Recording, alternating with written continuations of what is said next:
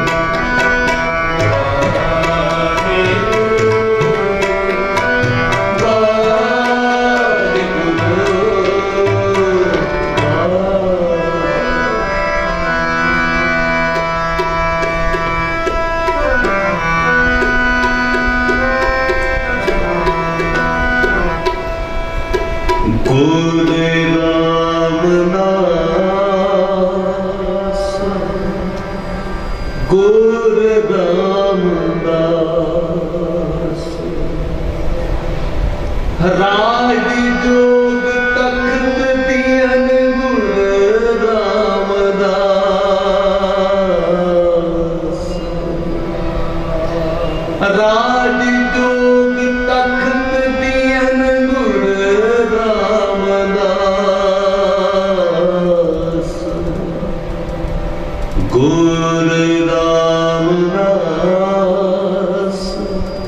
गुर रामदास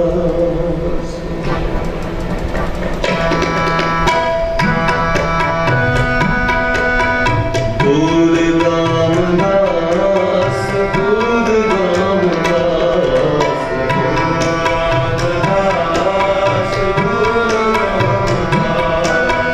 गुर रामदास गुर रामदास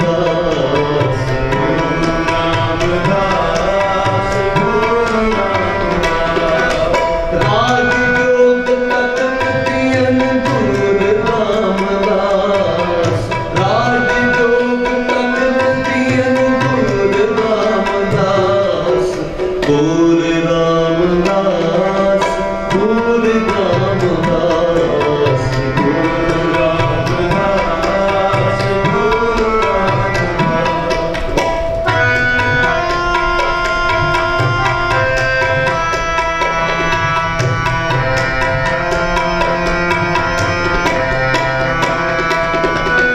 प्रथम नानक चंद जगत पैरो आनंद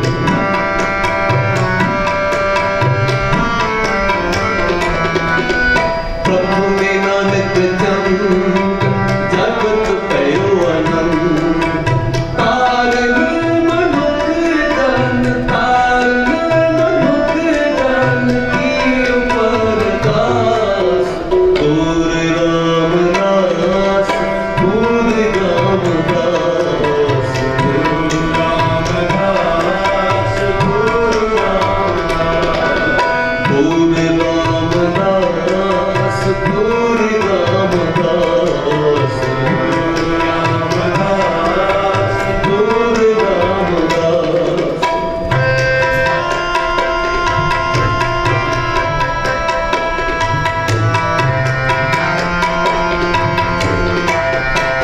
गुर अंगद कियो निधाने अकब कथा गया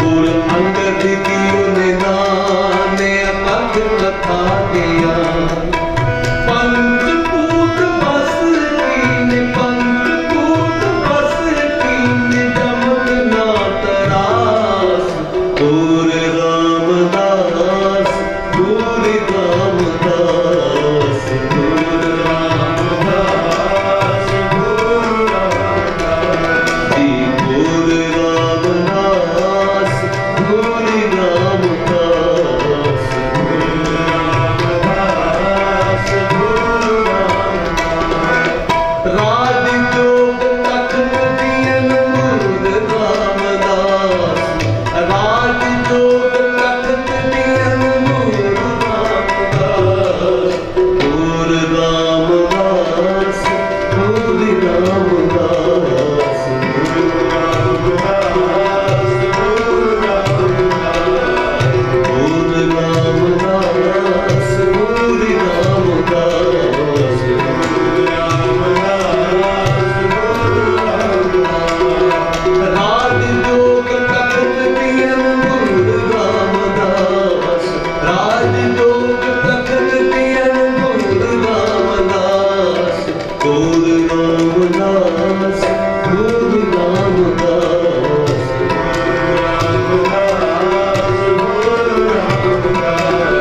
गुर रामदास गुर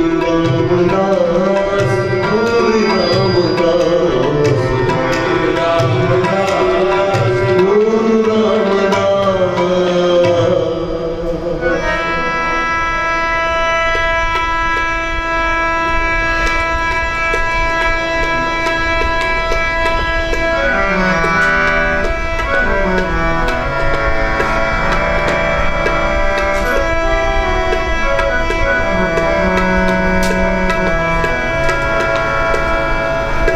आओ सत्संगियों गुरु रामदास पातशाह जी दे पावन गुरमनाम में बैठे जे कभी उन्होंने जीवन पढ़िए ना, बहुत बैराग में जीवन। तुसी मना दी बेतियां जोड़े हो, कीर्तन विचों गुरु रामदास जी के दर्शन करियो। इन्ना बैराग में जीवन ने, मैं आखदा जिहड़े लोग निमाणे ते नताणे, जिन्हां लोकां नूं मां बाप का प्यार नहीं मिलिया, जिन्हां लोकां नूं रिश्तेदारां ने साथ नहीं दिता, वो जदों गुरु रामदास जी का जीवन सुनते हैं ना, उन्होंने बड़ी दरवास बजती है। कैसा बैराग वाला जीवन है। मैं तुहानूं उन्हां दे जीवन कथा सुणावां।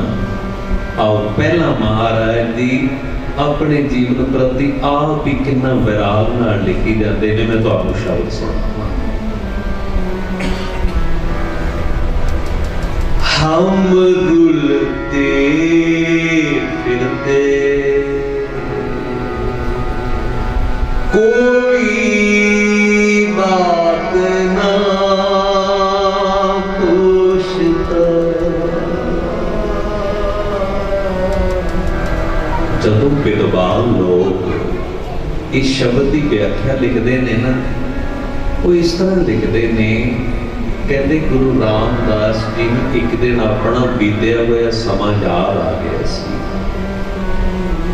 ते चुकी कलम ते कागज के टुकड़ियां ते कुछ लिखे जाते सन। ऐ मेरे बाबा नानक जी, जे तुसी ना मैनू मिलदे मैं रो जाता सी। मेरी किसी ने बात नहीं सी पूछी। हम रुलते फिरते कोई बात ना पूछता। गुर सतगुर सांगे, गुर सतगुर सांगे कीरे हम खापे।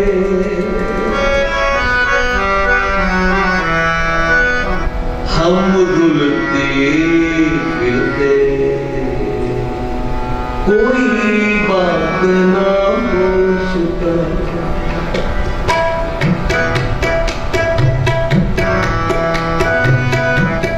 हम रुलते फिरते कोई बात ना पूछता।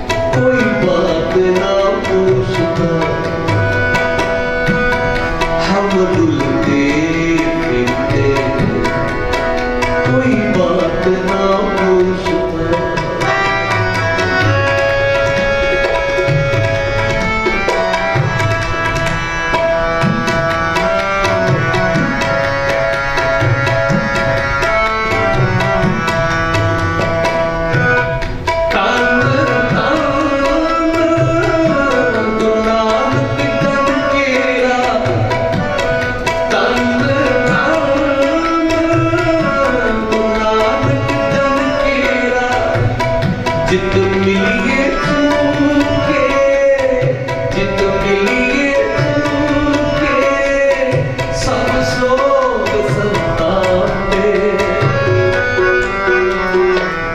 हम रुलते फिरते कोई बात ना पूछता, हम रुलते फिरते कोई बात ना पूछता।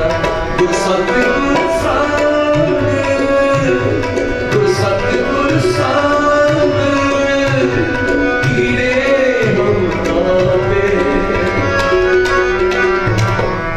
हम रुलते फिरते कोई बात ना पूछता, हम रुलते फिरते कोई बात ना पूछता।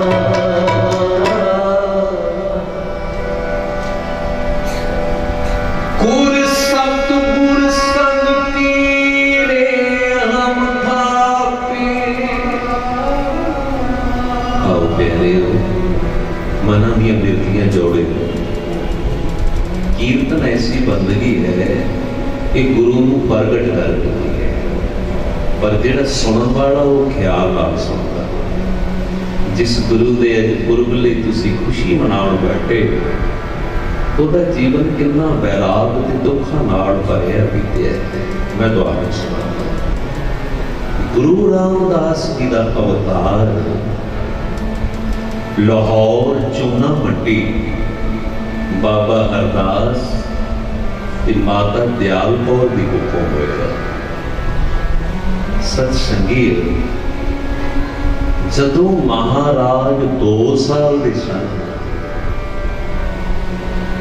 नाम भी रखे ये करते हैं रामदास, पर तुसी एक नाम होर भी लेते हो, भाई जेठा। इलाके की रीत अनुसार जिहड़ा बच्चा घर विचों बड़ा होता है ना, उन्होंने जेठा कहते हैं। ये नाम नहीं, बड़े होने करके उन्होंने जेठा कहते हैं। जेठा पुत्र है, बहुत खुशियां ते मलारां वाला समा सी। पर प्यारे ये खुशी बाबे हरदयाल के घर बहुता चिर रह ना सकी। जदों महाराज होए ना 2 साल के, ते महाराज जी की मां हो गई। कितना वैराग वाला समा होएगा जदों मां का संस्कार करके आए होणगे। ते बाबे हरदयाल ने अपने 2 साल के जेठे शादी नाल ला के किवें रात गुजारी होएगी, किवें समझाया होगा। मां का प्यार भी दिता है, पर इंज लगता है इस घर के दुखों के पहाड़ फिर टुटण वाले नहीं। जदों महाराज होए ना 7 साल के, ते महाराज जी का बापू भी गुजर गया। इतिहासकार ये भी लिखते ने, सतगुरां दी एक छोटी भैन रामदासी सी ते एक छोटा भरा हरदयाल। उन्हां दा जिक्र मुड़ के इतिहास विच आया। इंज लगदा है वो बचपन विच ही गुजर गए। सत संगीत, हुण जिहड़े चाचे ताए ने ना, वो जायदाद वल तक रहे ने। कहंदे जेठिया तू ते यतीम हो गया, ना तेरी मां ना तेरा प्यो, तेनू कौन सांभेगा। सच्ची प्यारे, 7 साल की उम्र सिर ते चुकी ये टोकरी। गुरु रामदास जी गलियां विच छोले बेचते फिरते, छोले ले लो, छोले ले लो। पेट भी तो भरना ही। हुण कितना वैराग वाला समा होएगा। पढ़ायो पालना, अपनी उम्र 7 साल, एक छोटी भैन, एक छोटा भरा, वो भी मगर मगर दौड़े जाते ने। ते गलियां च तुरे फिरदे ने छोले लै लो। जदों महाराज जी दी नानी नूं पता लगा ना भी बच्ची तो पहला ही गुजर गई सी, जवाई भी गुजर गया, ते जेठा गलियां च छोले बेच के गुजारा करदा है, ते पिंड पासर के तो नानी आ गई चूना मंडी, ते जेठे नूं गोद विच लै के बहुत बैराग करदी है। जदों उहने घर दा हाल देखिया फिर ते मन होर दुखी हो गया। चाचे ताए जायदाद वल तकदे ने, कहंदे इहनूं कौन सांभेगा, साडे नाल जमीन लवा दे रोटी खाई जाएगी। ते नानी कहंदी जेठिया इत्थे तेरा कोई नहीं है, चल तू मेरे कोल चल, जिहो जिहा रुखा विस्सा है तेनू खवावांगी, गुजारा कर लवांगी। चुक लै अपने कपड़े, 7 साल की उम्र है ते कपड़ियां दी गंढ बनदे ने, ते चुक के टुर पैंदे ने, कहंदे नानी चल चलिए। नानी ने उंगल फड़ी ते दरवाजे विचों बाहर आईए, ते दरवाजे दी कुंडी लाई जांदी है, ते नाले कहंदी पुत्र अरदास ले, अज सदा वास्ते तेरे घर दा दरवाजा बंद हो जाता है, हुण कर्मां नाल खुलेगा। जदों इस तरह कह रही है ना, ते गुरु रामदास जी भी देख के नेत्र भर रहे थे।